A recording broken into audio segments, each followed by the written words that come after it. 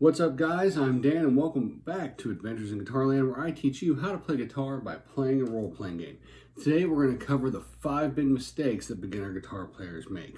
Before we get into that, make sure you like, subscribe, and hit that notification bell icon so that you're notified whenever we come out with new content. Without any further ado, let's get into the 5 mistakes. Mistake number 1, pushing down too hard on the frets. This is a very common mistake. Most people think, oh man, I gotta make a clean sound. Well, it doesn't take that much pressure to make a clean sound on a guitar as long as you're using the right principles. So let's use a G note on the E string. That's the 3rd fret. You want to place your finger directly behind the fret. If you're on electric, turn up a little bit so you can actually hear yourself. If you're not and you're on acoustic, just play. So as you're picking, put your finger on there, but don't press down yet, and then slowly press down until you can hear it, and then start releasing until you hear that breakup. And this will teach you exactly how much pressure you need to push down. I'm not even going to use my thumb. You don't need your thumb because it's that little pressure. By the way, the E string, that's your hardest string to push down typically. The closer to the nut that you are, also typically the harder it is to push down, especially on an acoustic. So there's your number 1 tip. Mistake number 2, not learning your notes as you're learning to play. Some people are like, oh, you don't need that, there's tab for everything. Well, I'm not saying this so that you sight read and read notation, although that is also a very valid thing to learn. That's not what I'm talking about here. I'm talking about actually learning the notes. How are you going to create a guitar chord if you don't understand the notes? You can't find the 1st, the 3rd, the 5th, the 7th, the 9th, the 11th, the 13th. Yeah, those are things. How are you going to be able to play in key if you don't know the names of the keys and don't know where they are on the guitar? That's why it's important to play this. I knew when I first started playing this that this was an E, this was an A, there's a G, F, D. I was getting a little iffy when I started getting the A, B, D, or A, G, A, B. I knew this was an E and it was repeated everything down here, but I couldn't have told you that this right here was a D or a C or a B. I knew where they were. I knew that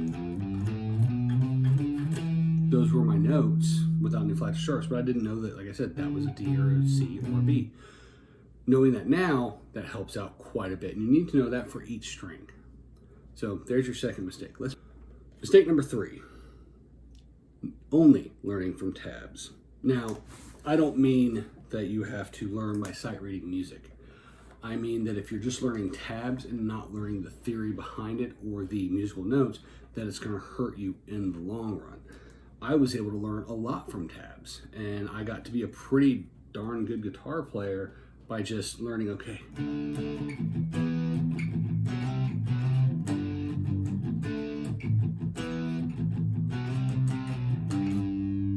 but I didn't know what those were. I knew that was kind of a power chord-ish thing, which I haven't taught you guys yet, but I didn't know what power chords were. I didn't know what that root note was. I didn't understand that it was just a 5th and then an octave, and that it was actually different from a bar chord.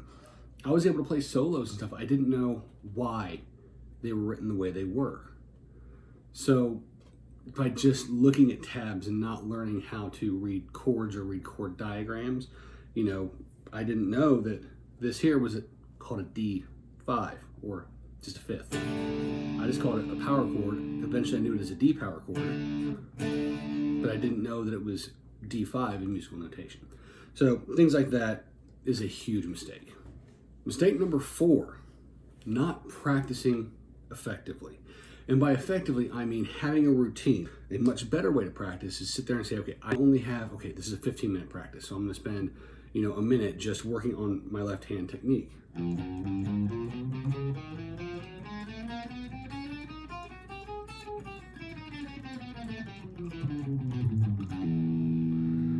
And you just go up and down the fretboard for like a minute. Then after that, maybe practice a scale or 2, especially if you're learning one that you don't know yet, or in the process of learning a new one. That's a great thing to do, is just, okay, I'm gonna practice that scale for like maybe 5 minutes. Then I'm gonna practice new chords for like 5 minutes. Okay, now that I'm done with those, let's work on this piece of music for like 5 minutes. There's 16 minutes. Cool down, you're done. Apply that. Regiment out your practice. Have a warm-up. Please have warm-up. And if you have some nice chords you're working on, especially if you're a beginner right now and you're trying to get that G down, work on that G, then work on that C. Work on things that'll get your fingers to stretch out, because that'll make it much easier to play. When you're practicing, especially with your scales, make sure you're not pushing down too hard, and that when one finger goes down, the one behind it comes up, so that it's ready to switch to the next string. Highly important. Little things like that will make you much more effective as practicing. And then when you're done with the practicing portion, then if you're probably still going to want to play, that's the point. Just noodle around and play things and start creating your musical voice on guitar.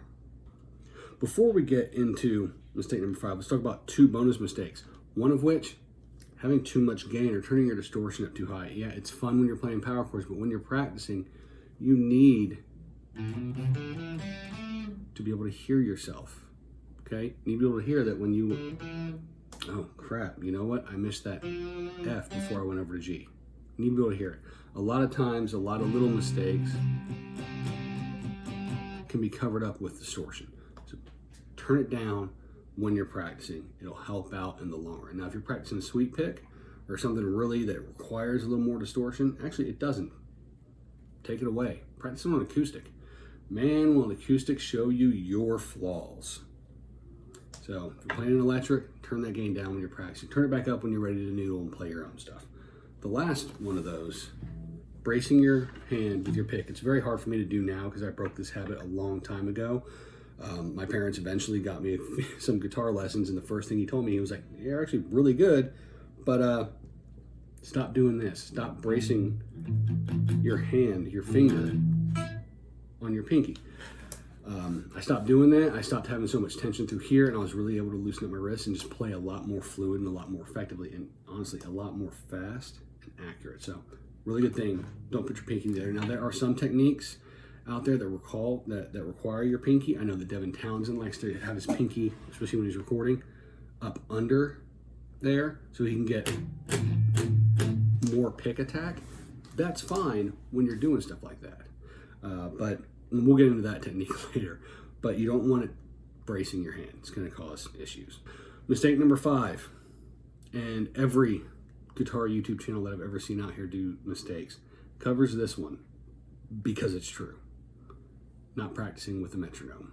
Every guitar teacher, every music teacher will tell you, practice with a metronome. Why? Timing's critical. Timing is important. It's very important for you to understand, where's my quarter notes? Where's my eighth notes? Well, that depends on what I'm in right now, right? You won't know that time until you get a metronome. So you don't have to go out and buy one. You can download apps on a device or your phone. Typically, a lot of them are free. And if all it does is play, 120 beats, per minute and only does 4/4, that's fine. Practice at that. When you start getting more advanced, you start really getting in this, you're playing things in odd time signatures, or something like Diller's Escape Plan that's playing, 300-400 beats per minute, then work on investing into a good metronome. Until then, 4/4, 90 to 120 beats a minute, that's fine. So, again, I hope you liked this video. Be sure to like, subscribe, and hit that bell notification icon below, and I'll see you in Guitarland.